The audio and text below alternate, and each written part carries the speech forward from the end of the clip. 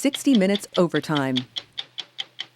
You're supposed to be able to write and speak and report, and there should not be repercussions. This week we traveled to the Philippines to talk to a journalist, Maria Ressa, who has a website that is stirring up a lot of controversy and has made her a target of the wrath of the president of the Philippines, Rodrigo Duterte. Enshrined in the Philippine Constitution, which is similar to the United States as the Bill of Rights.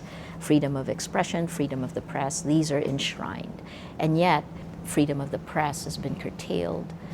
I was based in Asia in the early 90s and got to the Philippines often.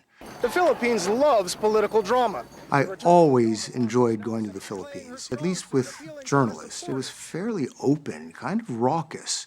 The press kind of had free rein. You could go right up to a politician. You could go to the courts. We had access to just about everybody, any place. I had not ever experienced a journalistic environment like that before.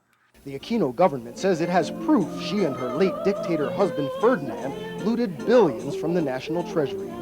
Ferdinand and Imelda Marcos ran the Philippines with a very tight fist. They were authoritarians and were kind of hounded out of office in the late 1980s and fled to the United States. When Imelda Marcos returned to the Philippines in the 90s, I was assigned that story, and so I went to Hawaii and flew back with her to the Philippines. This is the test of the pudding, that we were not takers, we were not thieves, we were givers.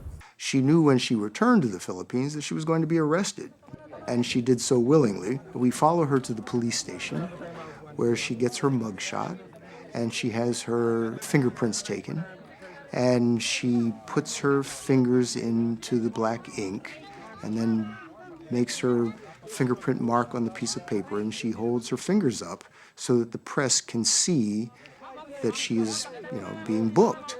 The crazy thing was that the press was all around.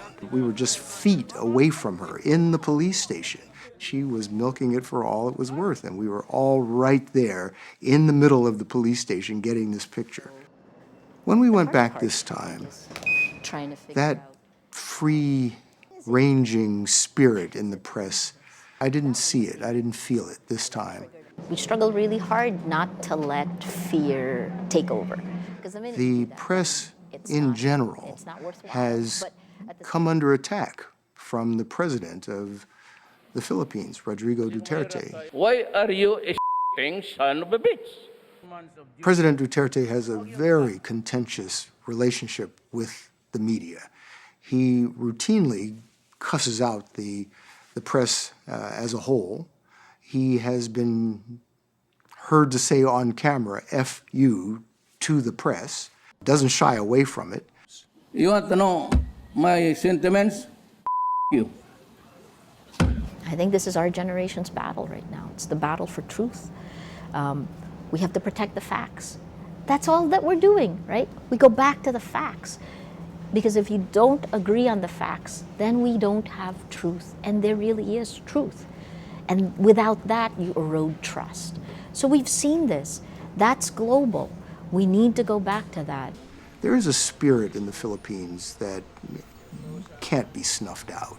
I really do believe that if there were another president there and he was not as forceful in his opposition to the press, that raucous, free-spirited press that I first saw there in the 90s, I think it would come roaring back.